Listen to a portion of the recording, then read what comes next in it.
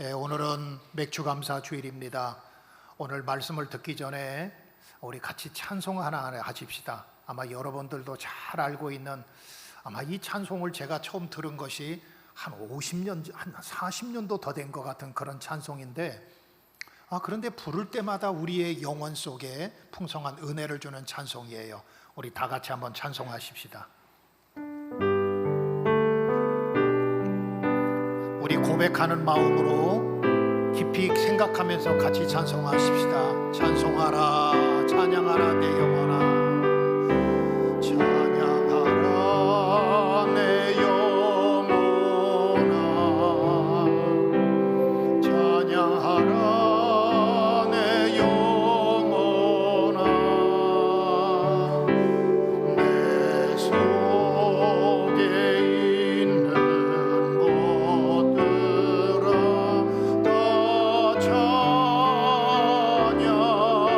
다시 한번 부릅니다. 찬양하라 내 영혼아, 찬양하라 내 영혼아. 아멘.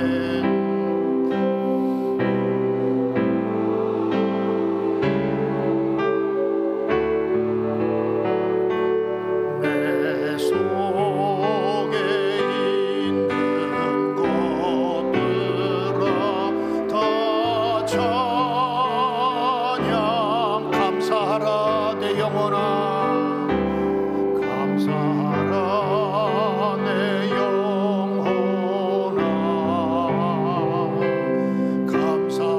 감사하라 내 영혼.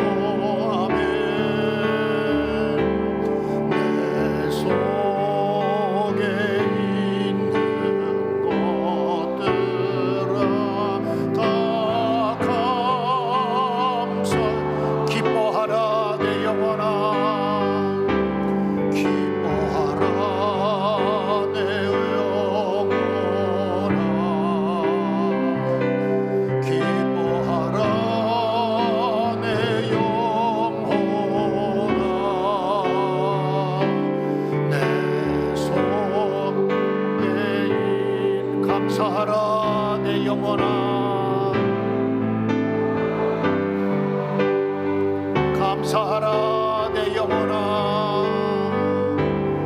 감사하라 내 영혼아,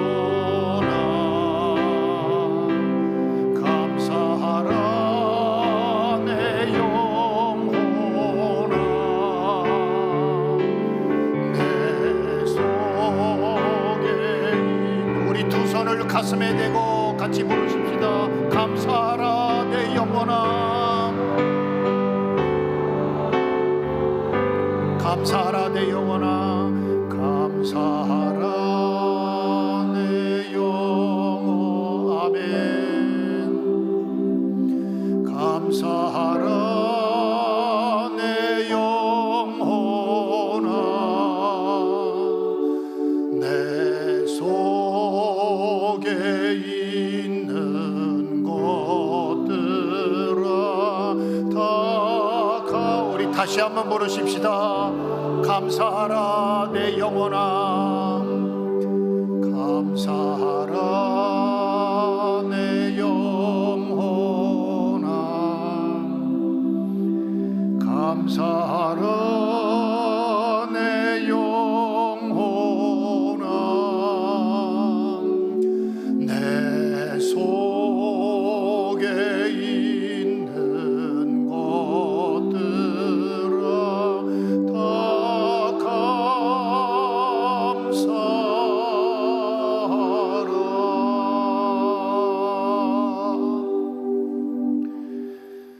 여러분들은 혹시 감사해서 울어보셨습니까?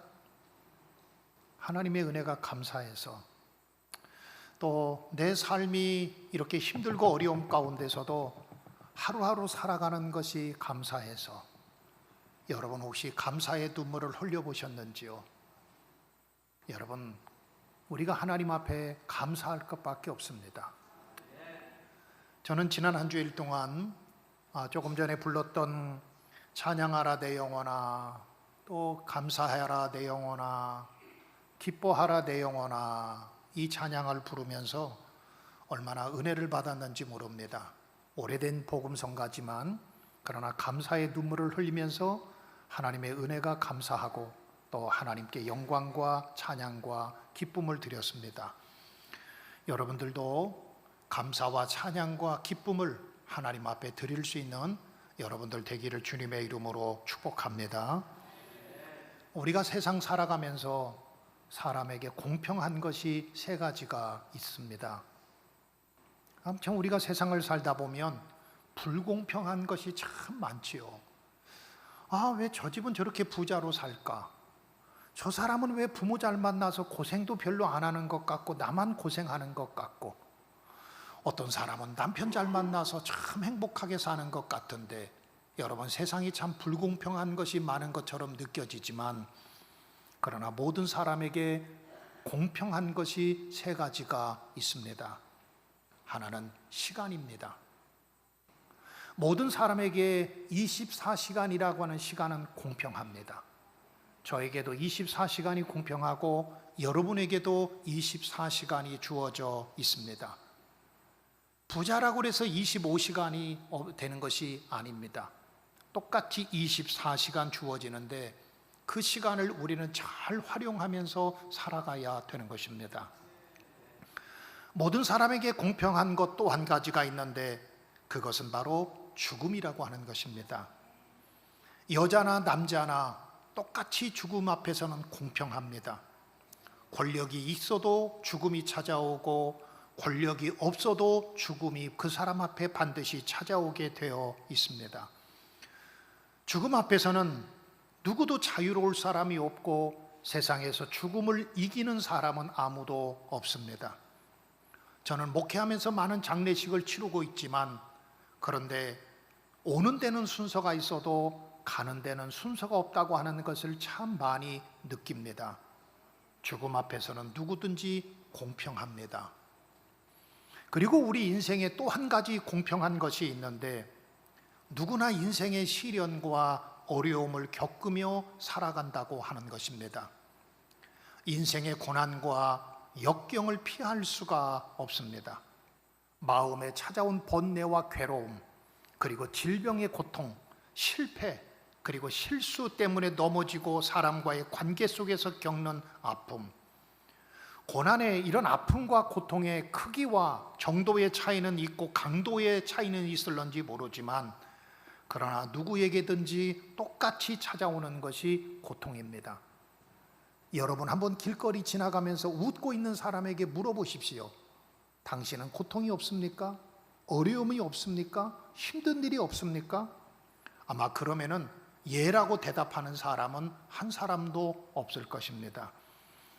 그런데 우리에게 찾아오는 이 고통과 어려움과 시련은 어느 날 갑자기 노크도 없이 찾아오는 경우들이 참 많습니다. 노크라도 하면 누구세요라고 묻기라도 할 텐데, 노크라도 하면은 준비된 마음으로 고통과 어려움을 맞이할 텐데, 그런데 우리 인생에 노크도 없이 그러한 고통과 어려움이 찾아오게 되어 있습니다. 인생의 고난과 역경은 피할 수가 없습니다. 예외가 없습니다. 누구에게든지 공평하게 찾아오는 것입니다.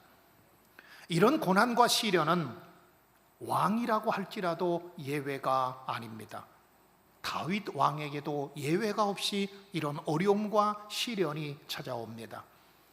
우리가 잘 알고 있는 것처럼 다윗은 하나님의 베푸름 받은 이스라엘의 두 번째 왕입니다. 하나님께서 그를 기름 부어 세우셨습니다. 그를 왕되게 하셨습니다. 그렇다고 한다면 여러분, 아무런 문제 없이 그의 길이 평탄해야 될 것 아니겠습니까? 하나님께서 기름 부어 세우신 왕이라고 한다면 하나님께서 앞길도 그냥 시온의 대로가 열어지고 아무런 문제가 없고 고통도 없이 왕의 역할을 감당해야 되는 것 아니겠습니까? 그런데 기름 부어 세우신 다윗 왕에게도 고난과 시련이 찾아옵니다. 힘든 일이 찾아옵니다.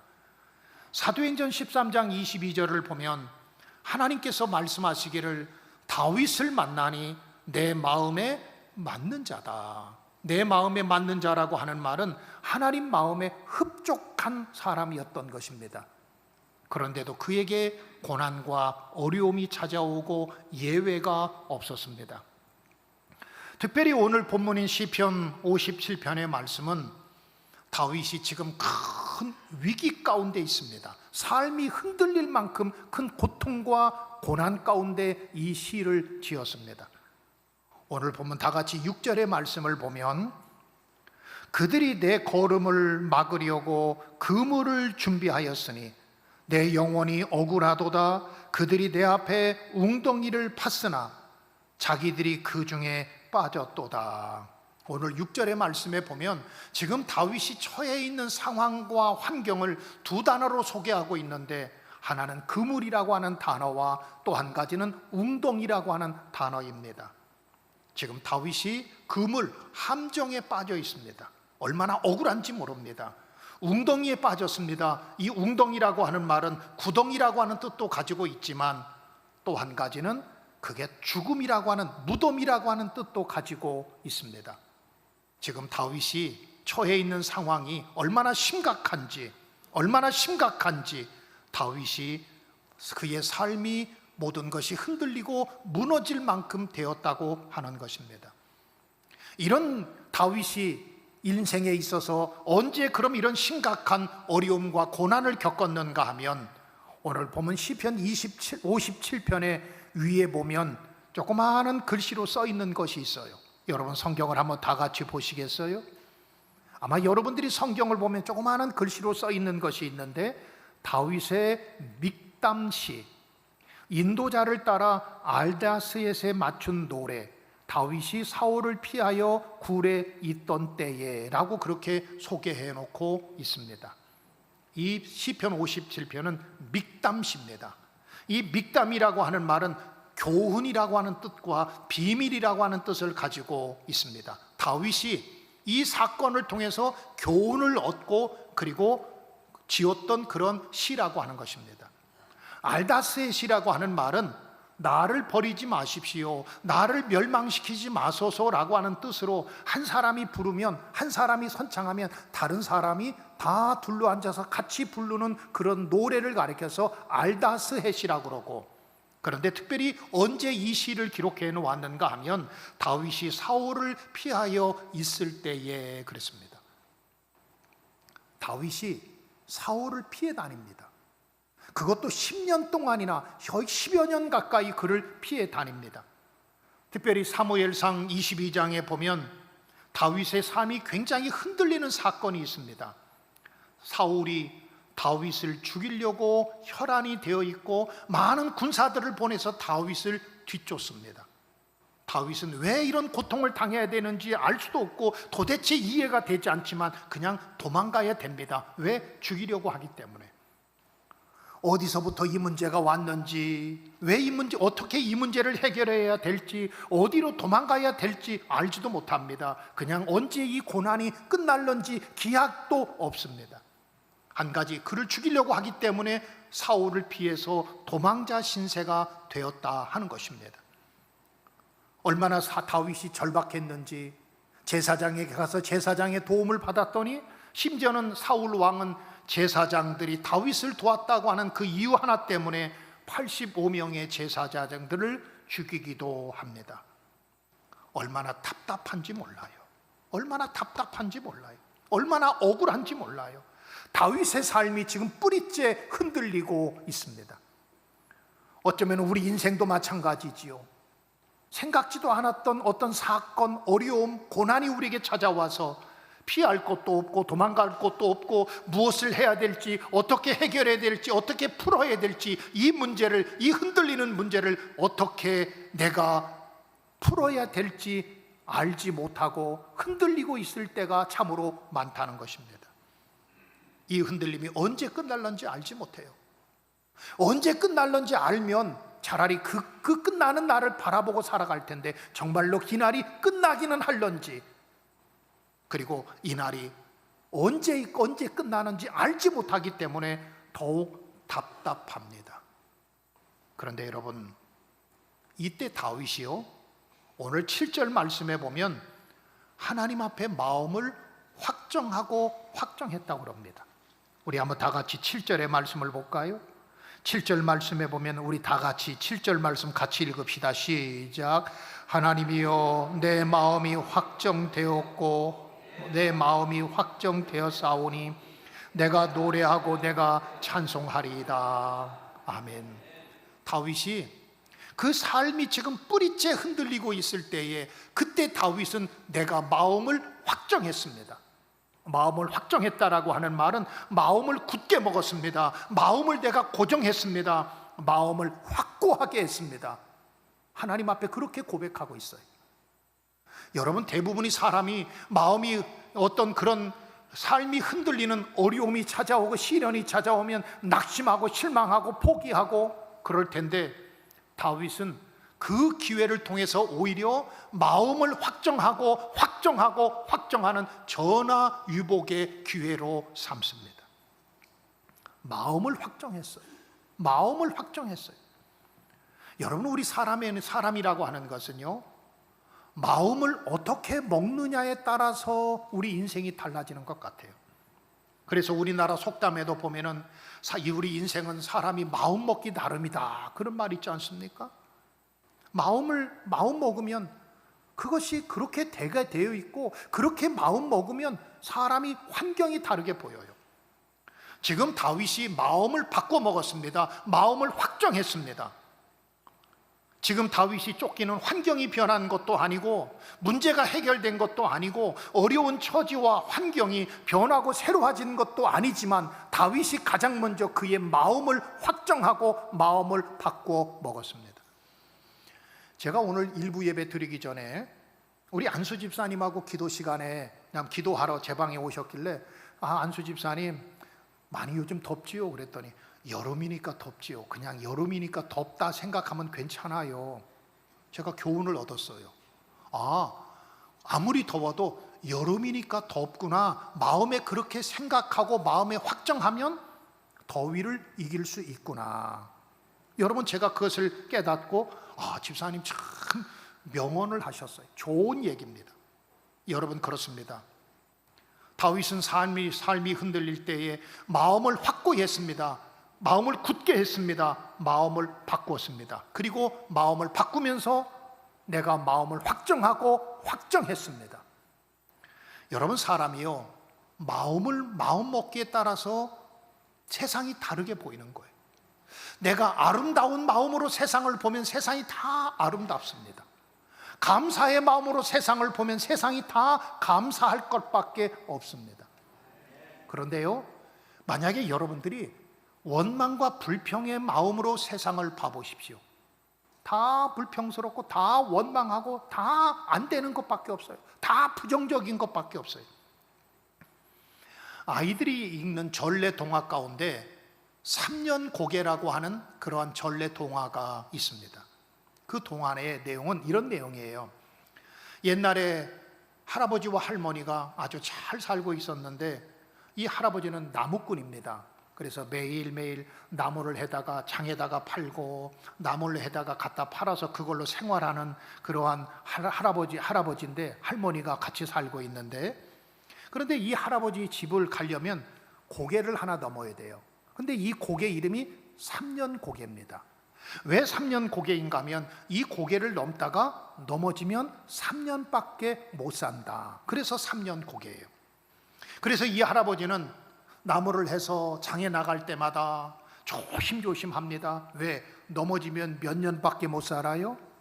3년밖에 못 살기 때문에 조심조심해서 이 고개를 넘었는데, 어느 날 할아버지가 조심조심해서 나무를 치고, 그날도 역시 마찬가지로 나무를 치고 조심조심해서 그 고개를 넘다가 할아버지 앞으로 토끼 한 마리가 싹 지나가는 것을 보고 할아버지가 깜짝 놀라서 뒤로 넘어져 버리고 말았어요. 이제 할아버지 몇 년밖에 못 살아요? 3년밖에. 이 할아버지가 돌아와서 할머니한테 하소연합니다. 여보, 나 이제 3년밖에 못 살아. 아니, 왜, 무슨 일이 있어서 그래요? 내가 나무를 하고 치고 가는데 내 앞에 토끼 한 마리가 지나가잖아. 나 그것 때문에 깜짝 놀라서 넘어졌어. 여보, 나 이제 3년밖에 못 살아. 그러면서 이 할아버지가 마음이 아프고, 그래서 아파서 병석에 누워 시름시름 앓기 시작합니다. 그런데 그 집에 할아버지가 아프다고 하는 소리를 듣고 손자가 와요.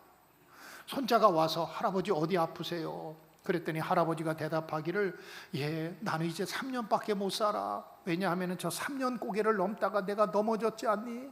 나 이제 너 3년밖에 못 봐. 할아버지가 한숨을 쉬면서 나 3년밖에 못 한다고 그렇게 말하니까 그 어린아이가 이렇게 대답해요. 할아버지, 한 번 넘어지면 3년이라고 그러면 2번 넘어지면 6년이네요. 그러면은 10번 넘어지면 몇 년이에요? 계산이 안 나오지요. 하도 많아서.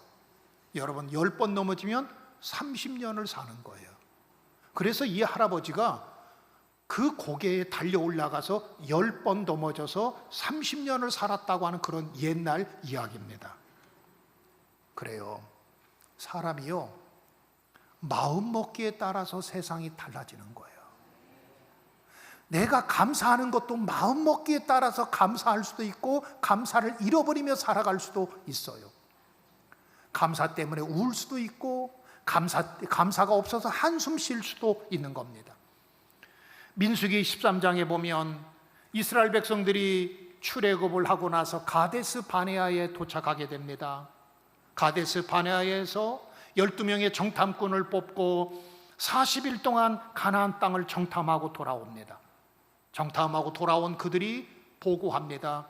10명의 정탐꾼은 그들은 키가 얼마나 장대한지 그들에 비하면 우리는 메뚜기와 같습니다.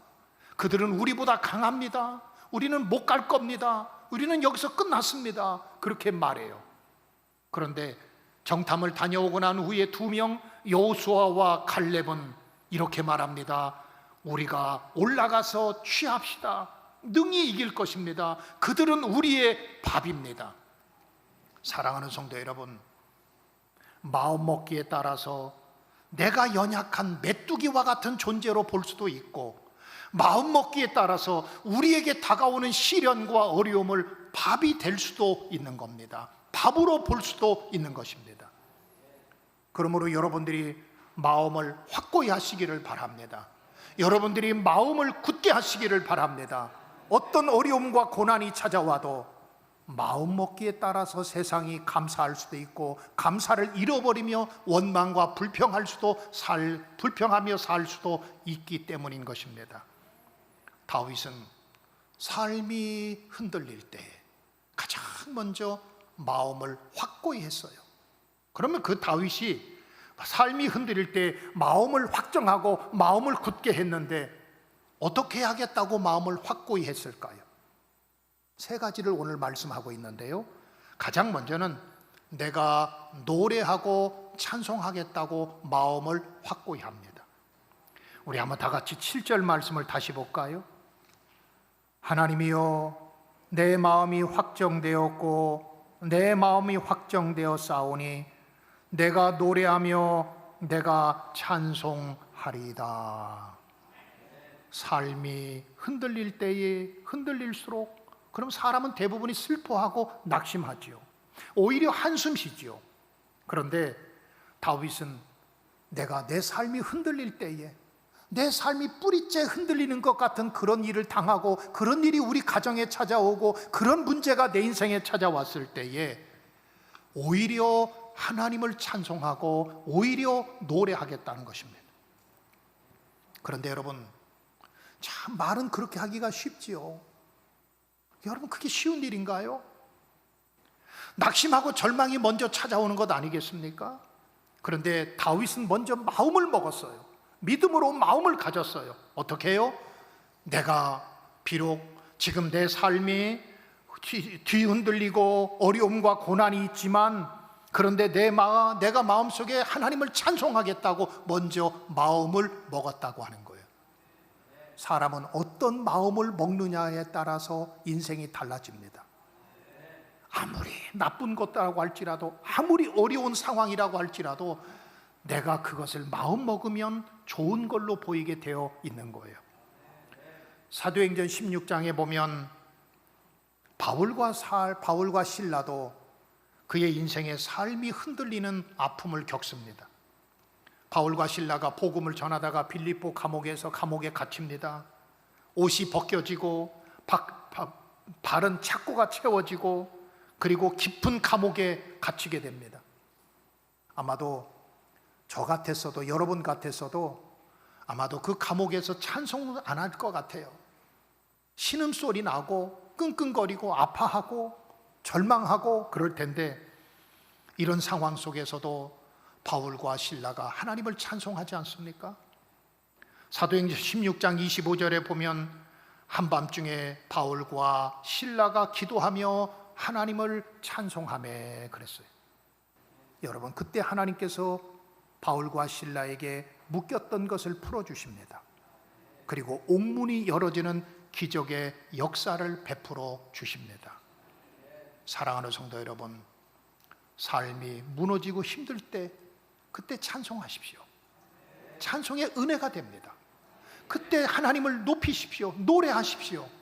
그냥 좋은 일이 있을 때만 찬송하고 좋은 일이 있을 때만 노래하는 것이 아니라 오히려 힘들고 어려운 일 당할 때 그때 찬송하면 힘이 생깁니다. 그때 찬송하면 하나님이 풀어주시고 하나님이 세상을 이길 수 있는 힘과 용기와 담대함을 우리에게 허락하여 주시는 것입니다. 제가 개인적으로 좋아하는 찬송가가 있어요. 그래서 이 찬송가를 저는 자주 부르면서 혼자 그냥 은혜를 많이 받는데, 찬송가 370장입니다. 주 안에 있는 나에게 단 근심이 있으랴 십자가 밑에 나가 내 짐을 풀었네. 우리 같이 부르십시다. 주님을 찬송하면서 할렐루야 할렐루야 내 앞길 멀고 험해도 나 주님만 따라가리.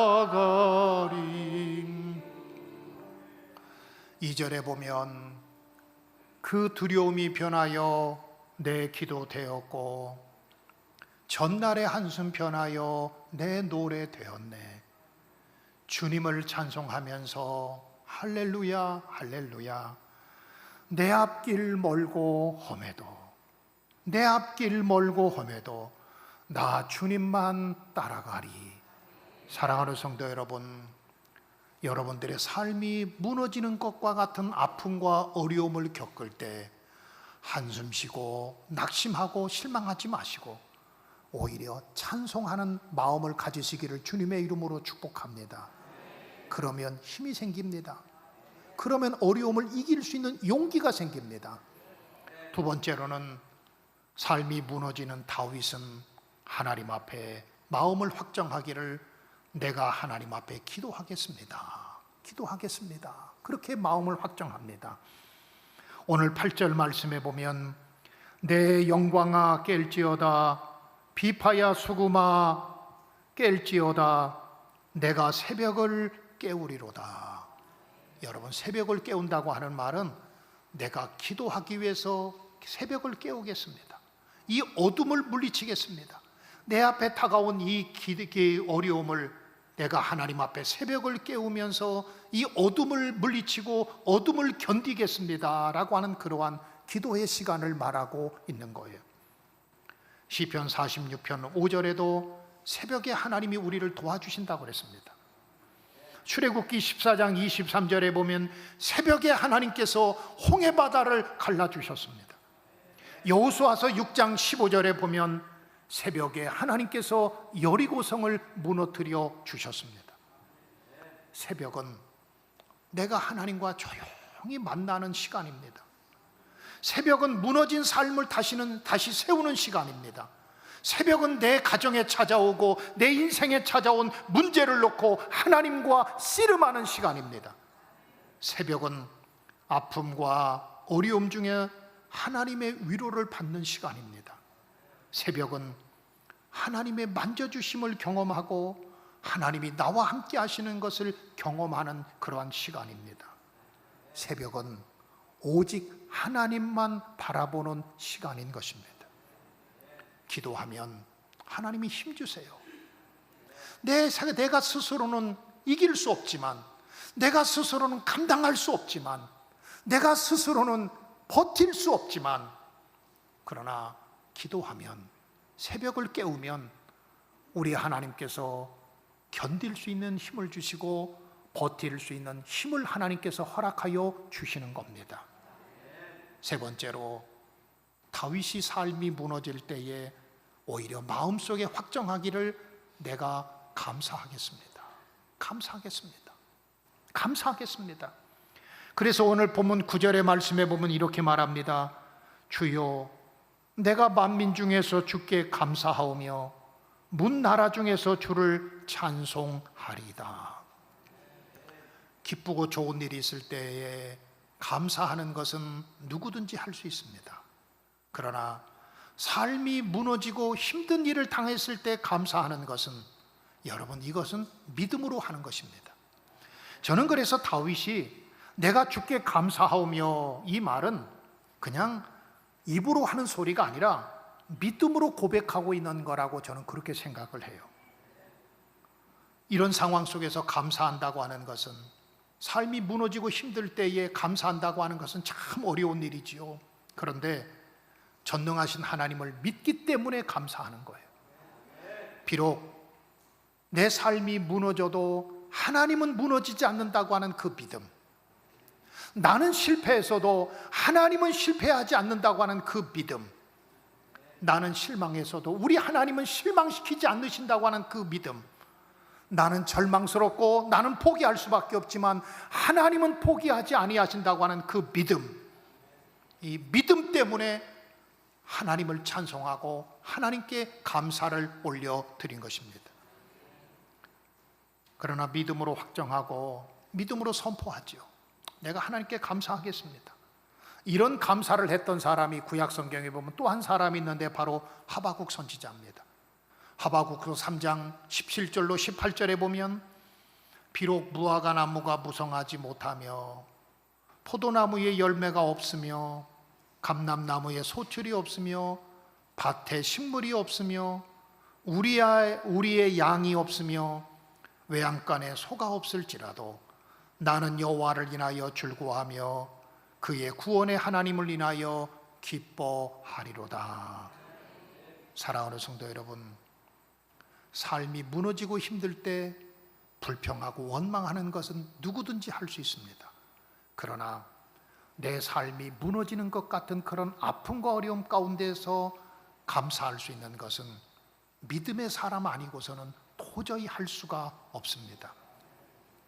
삶이 무너지는 아픔과 절망 중에서 감사는 아무나 할 수 있는 것이 아닙니다. 오직 믿음으로 할 수 있는 것입니다. 믿음으로 마음을 확정한 사람만이 감사할 수 있고 찬송할 수 있고 기도할 수 있는 것입니다. 사랑하는 성도 여러분, 오늘은 지난 6개월 동안 우리에게 소득을 주시고 우리를 지켜주시고 보호해 주시고 인도해 주신 하나님께 감사하는 맥주 감사 주일입니다. 이 맥주 감사 주일에 우리 마음을 확정하십시다. 내 마음을 확정하십시다. 어떻게 해요? 어떤 상황 속에서도 찬송하겠다고 마음을 확정하십시다. 어떤 상황 속에서도 내가 기도의 끈을 놓지 않겠다고 마음을 확정하십시다. 어려움 가운데서도 감사하겠다고 마음을 확정하십시다. 이때에 하나님께서 우리를 도와주시고 힘주시고 은혜를 주실 줄 믿습니다. 우리 다 같이 기도하십시다.